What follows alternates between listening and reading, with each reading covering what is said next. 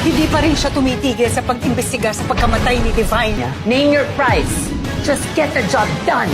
Nagulat si Irene kay Caroline sa aura niya nang alam niya ay background lang ng dalaga na pinahiya na naman niya si Caroline at sinabihan niyang nagawa pa niyang mamasyal na sinita pa siya ni Cindy pero hindi ito nagpaawat.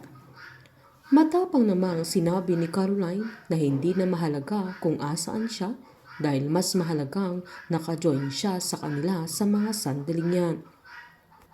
Sinabihan sila ni Sherwin na ang pipiliin nilang pangalan na iboboto nila ay sa mga preferred candidates.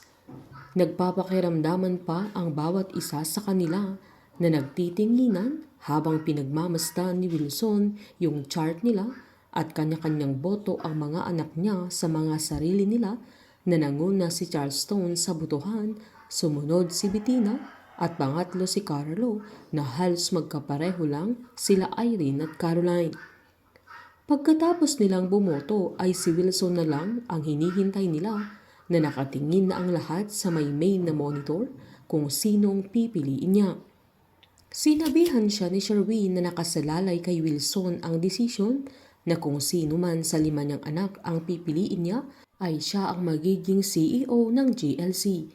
Hinihintay naman nila Bingo at Caroline ang desisyon niya at nang magboboto na sana si Wilson ay binawi niya ito at sinabing kailangan nilang mag-break ng 15 minutes bago nila ituloy ang eleksyon.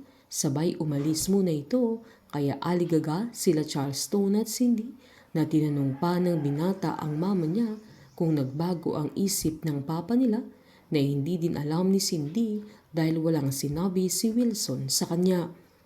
Nakangiti namang binulungan ni Bettina si Sherwin na mukhang nakuha niya at nakumbinsi nilang dalawa ang papa niya na nagpanggap naman si Sherwin na masaya siya kung totoo man ang naisip ni Bettina pero sa kaloob-looban niya ay ayaw din niyang manalo si Bettina dahil siguradong hindi na niya ibebenta ang shares niya sa kanya.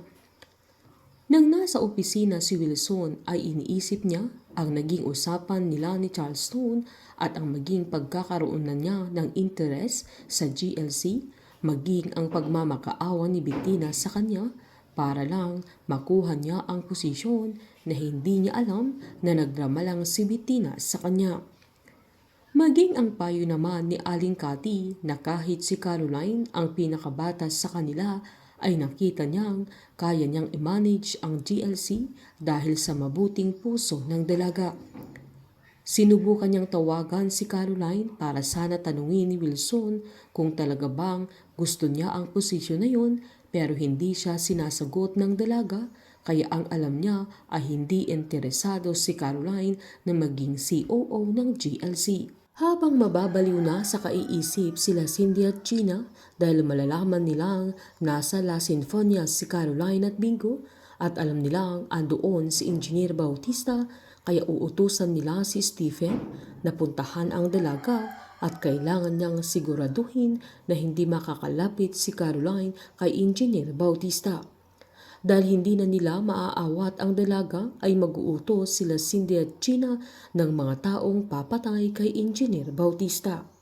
Painit ng painit ang mga tagpo, sabay-sabay po nating subaybayan ang advance episode ng Can't Buy Me Love dito po sa aking channel. Patuloy lamang pong manood at mag-subscribe para ma-update po kayo sa mga susunod na episode. Marami pong salamat.